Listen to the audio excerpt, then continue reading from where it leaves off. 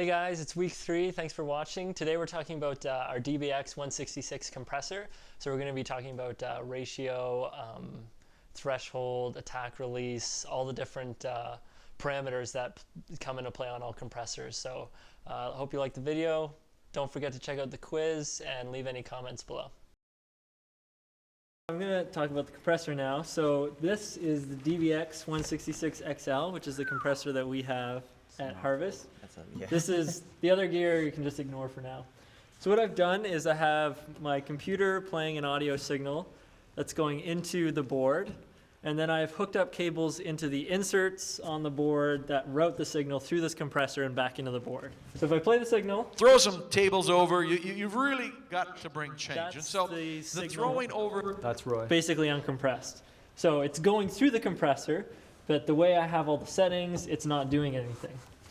So this is actually a compressor / gate. So these two knobs here have to do with the gate. Everything here, these four, are the compressor. And then there's an output gain for the channel and a peak stop limit. This is also 2 channels. So these knobs are identical to these knobs for a separate channel. So the way a gate works is a gate opens and closes, right? Oh. Trick question.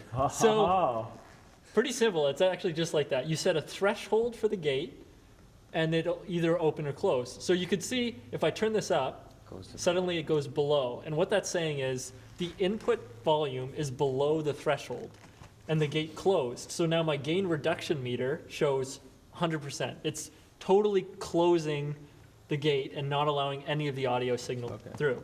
So that's actually really convenient because any noise that was generated by my computer is being turned off. But as soon as I play audio and I go above that threshold, the temples and the gate opens and you can hear it. Now there's also a release speed for the gate, which basically says after I go back below the threshold, how long do I wait before I close the gate again? And actually how quickly. So it'll slowly close the gate, and you'll watch the gain reduction. So if I set this very slow, and then I play some audio, the gate opens, and then when I stop, the gate will slowly close. Why would it slow? What would that be used for? Well, say someone's speaking and they're close to the threshold, and they're going above and below it very quickly.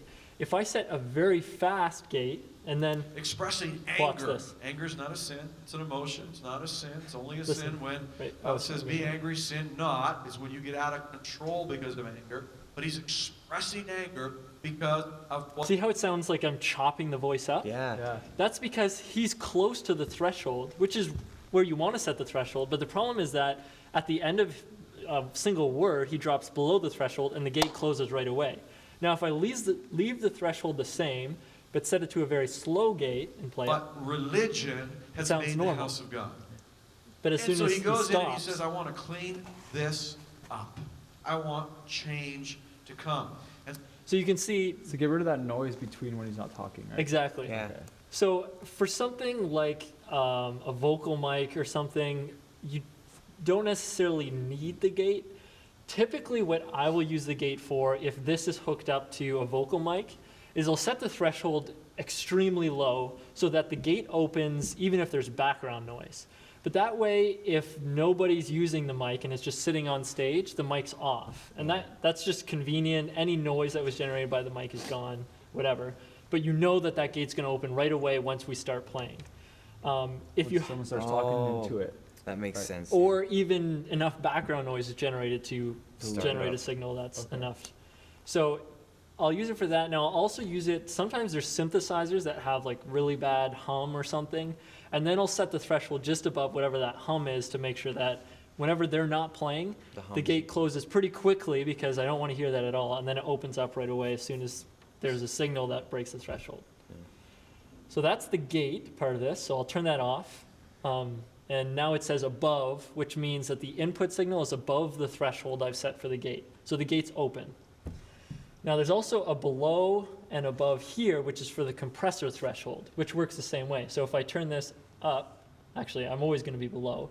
If I turn it down, I'm probably not generating enough without playing this to go above the threshold.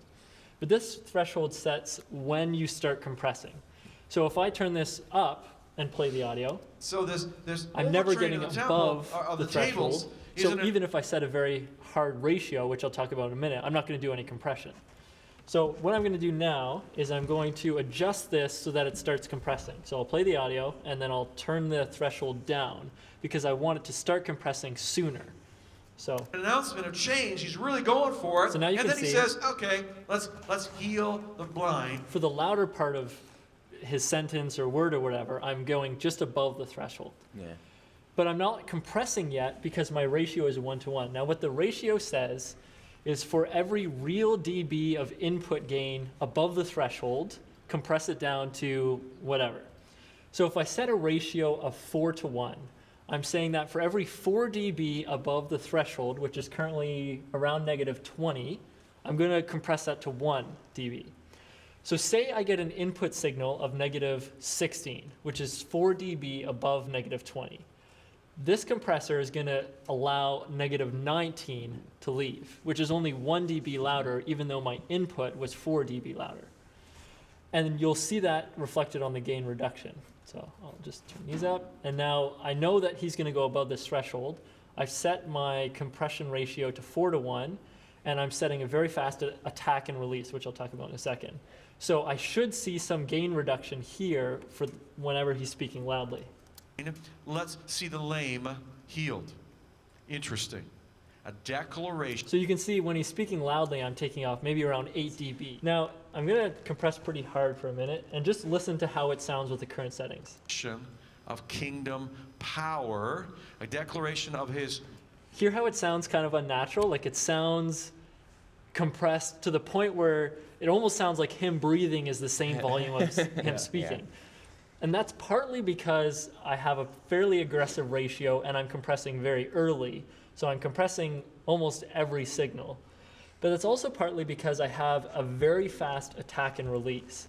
Now the attack and release on the compressor specify how quickly I start compressing and how slowly I stop compressing. So right now, as soon as he breaks the threshold, I instantly start compressing at 4-to-1. If I turn this up, and this is typically in like milliseconds on both of these, it means that once I break the threshold, I will slowly, for the amount of time that this is set to, begin compressing at this ratio. So I'm not sure what these units are. You basically just have to play with it. You don't know exactly how fast it's going to be. But you want it to be a little bit slower so that the first, like maybe him breathing, breaking the threshold or something, doesn't get compressed right away. But as he's speaking, it slowly begins compressing. Okay. So now you'll see with the same settings, if I play this back, I won't be reducing quite as much gain, but it'll sound a lot more natural, and it'll still be smoothing the overall audio signal. Glory, say glory. Glory. When we say glory, we're not talking about a ball of fire that followed Jesus around. We're talking about his manifest. He speed never the compressor changes. His being who he is. Jesus said, when I'm on the earth, there will be change. Yeah. And whatever sin has... So now you can hear when it was really slow, you could hear the first part of his word was really loud, and then it started compressing, right? So you really need to play with that, and it depends a lot on the instrument. For example, if you're compressing a snare drum, well, a snare drum is only like 10 milliseconds long anyway, so you're going to need a fairly quick compressor Fast one. to be able to make a change. Yeah. And then the release time is, like I said, how slowly you stop compressing after you drop below the threshold. So say he's above the threshold, and then he goes below it by 1 dB. With my current setting, I stop compressing right away, which will sound a little bit uneven. You'll almost hear the signal get louder as soon as he drops below the threshold because I stopped compressing. So to smooth things out on a signal like a voice, you can slow that down a little bit. So now if I play it, the main thing when you're setting this is you're going to be watching the gain reduction meter to find out when you're compressing and how much you're compressing. And that'll allow you to visually kind of smooth things out. So if I play it now, has distorted whatever's... I'm taking off like 25 dB, which is a ton. I'm compressing way too hard for this signal. So typically what I do first is I find a threshold that makes sense. So I only want to compress his voice when he's speaking fairly loudly. I don't want to compress it when he's, low. So I'll play it for a Sin while. has changed what God intended. And I'm kind of playing with the threshold, and he's getting louder because I'm not compressing as much. So I'm going to turn the output gain down, Otherwise, we'll actually clip at the board. I want to change it back. I want to change it to its intended purpose. I want it to be the way I want it to be. So you see there how when he's yelling, I'm compressing more. And so even though he's speaking a lot louder, it's actually coming through at about the same volume. Yeah. So it makes it way easier to listen to because you're not, like, especially if you're listening to this, the It's not a shock. shock to you when you start speaking loud. Yeah, and if you're listening to this in your car or something, if you're listening to audio that's not well compressed, you'll find yourself constantly reaching for the volume. You're like turning it down, then suddenly he's speaking quietly and you're cranking it up so that you can hear what he's saying. If you're compressing it properly, even though he's still speaking loudly and you have that dynamic range, you're not always changing the volume. Okay. So typically for voice, these are actually fairly aggressive settings. I would probably, if someone was singing, I would compress at more like 3-to-1. And the attack and release times I'm using are pretty much average. Our compressor has an auto button here, which basically attempts to automatically do the attack and release. So just it kind of fixes it for you. It tries to, yeah. And I haven't used it that much, but if you can't get them set right, you might want to try that. What other buttons are there? There's a over easy and contour buttons, which just have to do with the compression curve, and I'm not exactly sure which one does what. But one of the things, I'm pretty sure the way over easy works is instead of starting to compress at the full ratio, it eases into the compression ratio a little bit. So instead of as soon as he breaks over the threshold and your attack time has expired, it starts compressing at 3-to-1 or 4-to-1. It'll slowly bring it into 4-to-1. So it just smooths things out a little bit more. So what channels do we use this compressor for on a Sunday morning? I would always use it on our lead vocalist, like the worship leader, because you want them to be at the very top of your overall mix. Yeah. But when they sing loudly, you don't want it to pierce, but you still want to hear what they're saying. So instead of constantly riding the fader, which is what you'll do without a compressor, you'll be turning it down, turning it up a little bit. You can set the compressor up and it will take care of, when they're singing loudly, it'll bring it down and even it out a little bit. So we can use this compressor for 2 channels only, right? Yeah. So for 2 things. So say you want to use it for the main vocalist and say you want to use it for Roy when he's preaching. Yeah, exactly. Is that what you use it for?